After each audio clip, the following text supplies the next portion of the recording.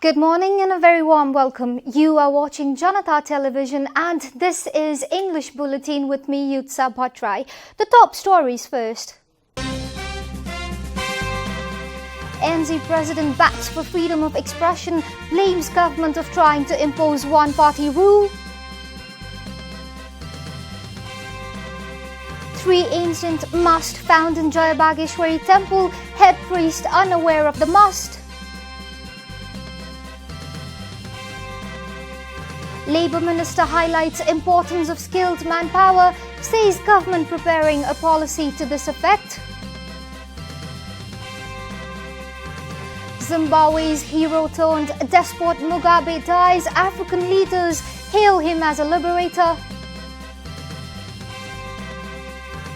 And Netherlands fight back to defeat Germany in Euro qualifiers. The win puts Netherlands 3 points above Germany.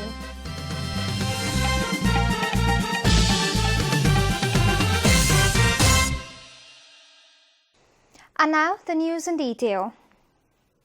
Nepali Congress President Sher Bahadur Deuba has said that democracy cannot prosper in a country where freedom of expression is stifled. President Deuba blamed the communist government of trying to impose a single-party rule in the country. Senior leaders of the main opposition party played the blame game during the launch of the party's training program in Bhaktapur yesterday.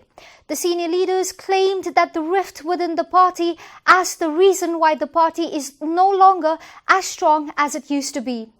President Deuba said anyone betraying the party will not be spared at any cost. Senior leader Ramchandra Paudel said that the party cannot afford to hold on to a superstition and groupism if it is to lead the country in the right direction.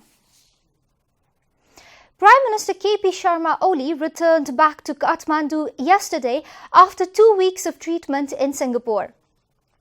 Prime Minister Oli flew back home via Thai Airways. The Prime Minister had left for Singapore on August 22nd for nephrological treatment. Prime Minister Oli underwent plasmapheresis treatment in 7 stages at the National University Hospital in Singapore. Prime Minister Oli's personal physician Dr. Divya Singh Shah informed the press that Prime Minister's health is currently stable.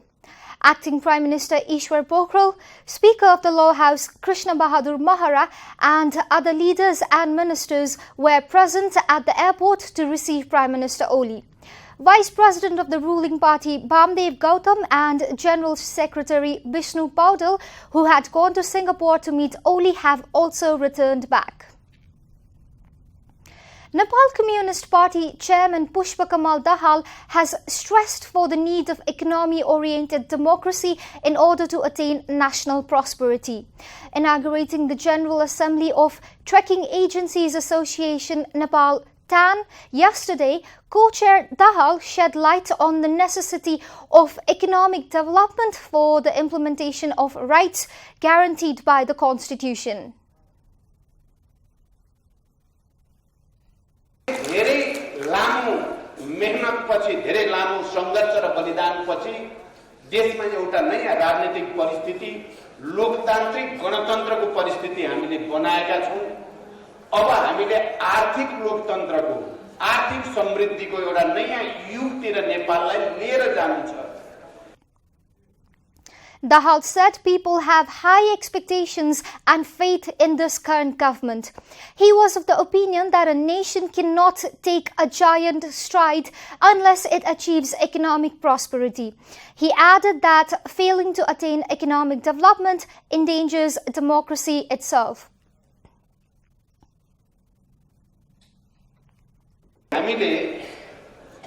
आर्थिक विकासलाई गति दिनको लागि आवश्यक पर्ने सकारात्मक र रचनात्मक ऐन कानूनहरू, नियमहरू, व्यवस्थाहरू, तालिमहरू सञ्चालन गर्न सकेनौं भने हामीले लामो संघर्ष र बलिदानपछि ल्याएको राजनीतिक धरापमा पर्ने खतरा आउँछ र देश फेरि एउटा अराजकतातिर जाने खतरा रहन्छ।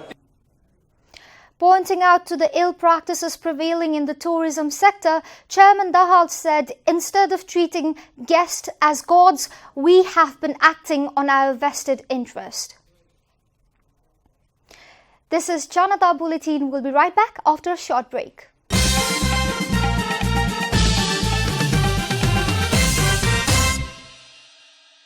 Welcome back. After the break, we continue with other national news. Muskan Khatun, a 15-year-old girl from Birganj who was attacked with acid, has been brought to Kirtipur Hospital for further treatment. Khatun, who studies in grade 9 at Tribhuvan Higher Secondary School in Birganj, was recently attacked with acid by two youths at Ganeshman Chowk. The acid attack has left Khatun's face, hands and chest severely burnt. The victim's family has demanded immediate arrest of the perpetrators and strong actions against them. The victim's mother, Shanaz Khatun Ansari, said she learnt about the incident through a phone call. Meanwhile, lawmaker Pradeep Yadav has demanded strong actions against the culprits. Khatun has been shifted to a ward after initial treatment at the emergency unit. Police have already arrested one of the alleged attackers, Shamshad Mia of Chakpaya, while the other accused, Masjid Mia, is on the run. Three ancient masts have been found in Jayabageshwari temple in Pasupati area. The masts were found while reconstructing the temple that was devastated by the catastrophic earthquake of 2015.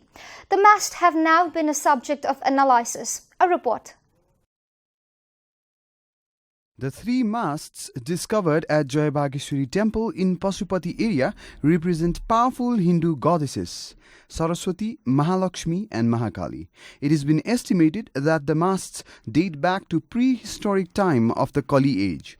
Archaeologists have suggested that the masts might have been hidden when King Pratap Malla reconstructed the temple during the Malla era. However, there are no written evidences to support this finding. भित्रपट्टि as it is मन्दिर राखेर है बाहिरबाट जीर्णोद्धार गरेको देखिन्छ भित्रपट्टि नचलाइकन माथि उठाइएको देखिन्छ यो गजुरहरूले त्यही प्रमाणित गर्छ तर के भने अब यो गजुरभन्दा मुनि के छ गजुरभन्दा मुनिको स्ट्रक्चर के हो र पहिलाको स्वरूपको मन्दिर कस्तो छ भनेर यो पुरातात्विक वैज्ञानिक ढंगले उत्खनन नगरेर नहेरेर हामीले त्यहीँनेरि गएर हेर्नुपर्छ टाढाबाट हेरेर हामीले अनुमान पनि गर्न सक्दैनौं अहिले जीर्णोद्धार गर्ने क्रममा भत्क्यो अनि बल्ल मान्छेले खोजी गर्न थाल्यो यो के हो कस्तो हो भन्ने कुरा हैन त्यसलाई चाहिँ हेर्नै पर्छ यसको गजुर चाहिँ ढल्केको थियो त्यो गजुर चाहिँ त्यही बेलामा सुरक्षाको दृष्टिकोणले निकालेर राखेको थियो अनि त्यसपछि चाहिँ बाँकी रहेको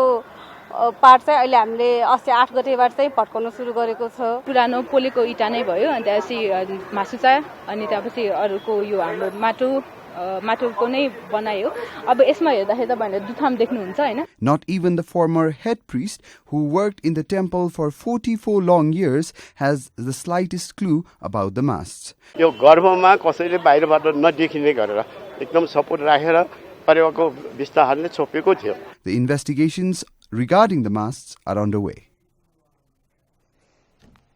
And now the news from economic front.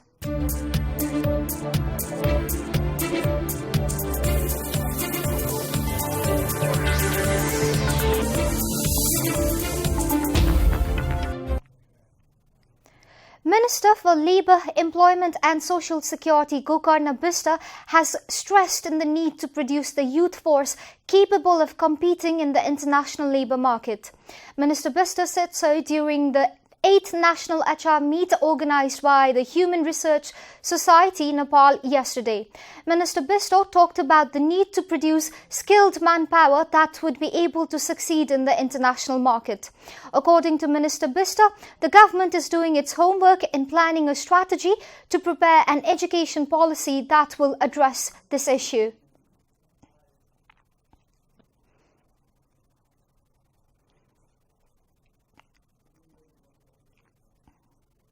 प्रत्येक स्थानीय तहमा सिपयुक्त दक्ष जनशक्ति उत्पादन गर्ने गरी संयन्त्रहरू मेकानिजमहरू वा शिक्षाको आरम्भ गर्ने गरी निर्णय गरेका छौं. यो काम सुरु पनि हुँदैछ.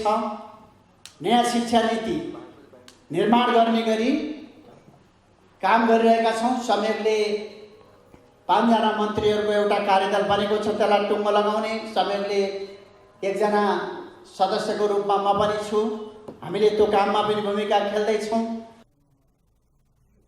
According to Minister Bista, only 1.5% of the labour force that leaves Nepal for international markets can be considered as skilled manpower. This leaves a huge gap in the demand versus supply of labour force. औद्योगिक उत्पादनमा यान्त्रिकीकरणको प्रभाव समेत देखा परिरहेको छ। बिस्तारै भइरहेको रोजगारी खोसिने अवस्था समेत पनि उत्पन्न भइरहेको छ। एकातिर खोसिने रोजगारीलाई हामीले व्यवस्थापन गर्ने चुनौती आजको युगमा एउटा नयाँ र गम्भीर चुनौतीको रूपमा देखा पर्दैछ। Many important projects that demand highly skilled manpower are left short because of the lack of Nepali skilled workforce. The government has made it a priority to address this issue. Time for a short break here at Janata Bulletin. Stay tuned for international news.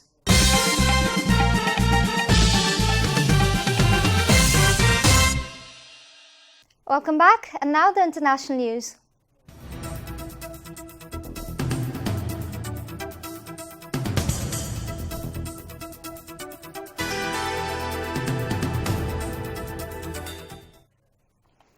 Robert Mugabe, who ruled Zimbabwe for 37 years until the military forced him out in 2017, has died while undergoing treatment in Singapore. He was 95.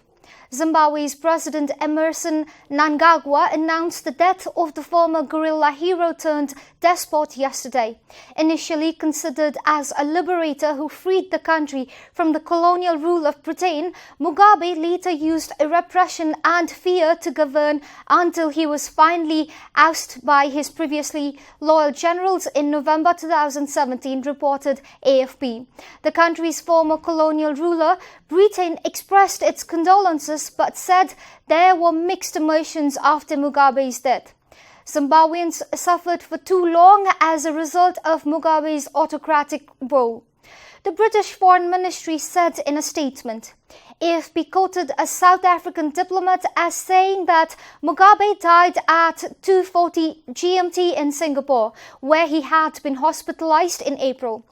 Mugabe was an icon of liberation, a Pan-Africanist who dedicated his life to the emancipation and empowerment of his people, tweeted President Mnangagwa.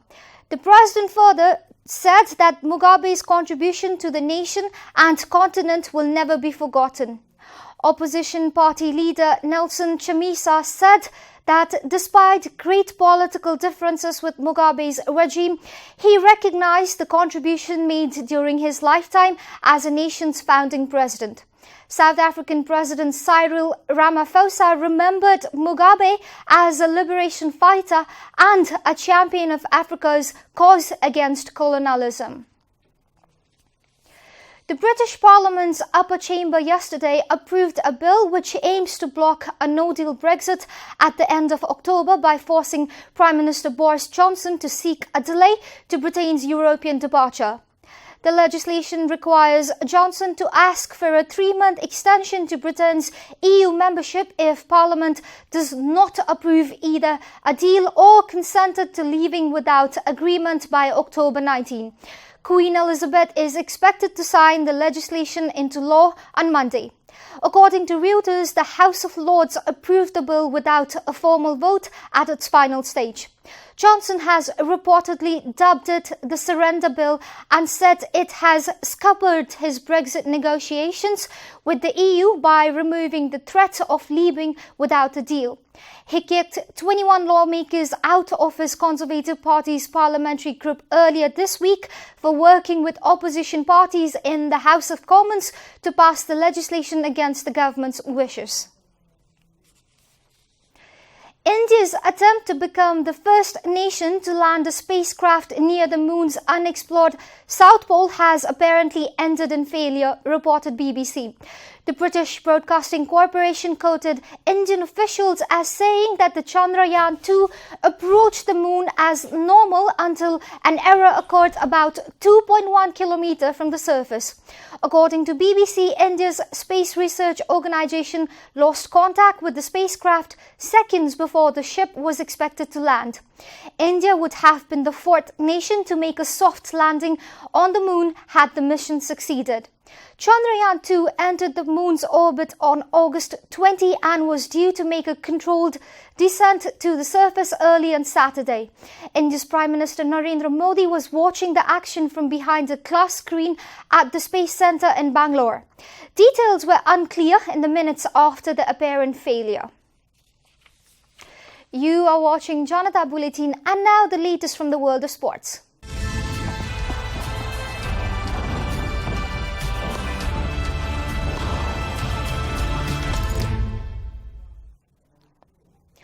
A superb second-half display from the Dutch side saw them with an important game in the Euro 2020 qualifiers against Germany.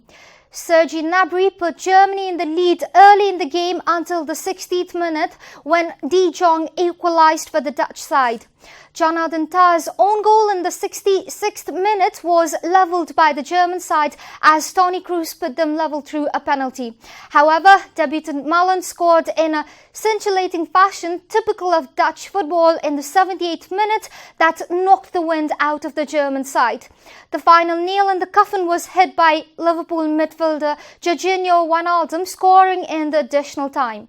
The win puts Netherlands just 3 points above the Germans, who are in second position in the Group C of European qualifiers. Daniil Medvedev has reached his first Grand Slam final after defeating Bulgarian Grigor Dimitrov in a tense semi-final match yesterday. Russian fifth seed Medvedev won a furiously fought first set in the tiebreaker by 7-6, 6-4, 6-3. Medvedev was tripped by many who could pull off an upset and challenge for the title besides the regular top three of Nadal, Djokovic and Federer. With both Djokovic and Federer out of the tournament, Medvedev's chances of winning the title are improving. The second semi-final between Rafael Nadal and Matteo Berrettini has just ended with Nadal defeating Berrettini in the straight sets of 7-6, 6-4 and 6-1. We are at the end of Janata Bulletin and the headlines once again. NZ President backs for freedom of expression, blames government of trying to impose one-party rule. 3 ancient masks found in JanataTelevision temple, head priest unaware of the masks. Labour Minister highlights importance of skilled manpower, says government preparing a policy to this effect. Zimbabwe's hero turned despot Mugabe dies, African leaders hail him as liberator. And Netherlands fights back to defeat Germany in Euro qualifiers. The win puts Netherlands 3 points above Germany.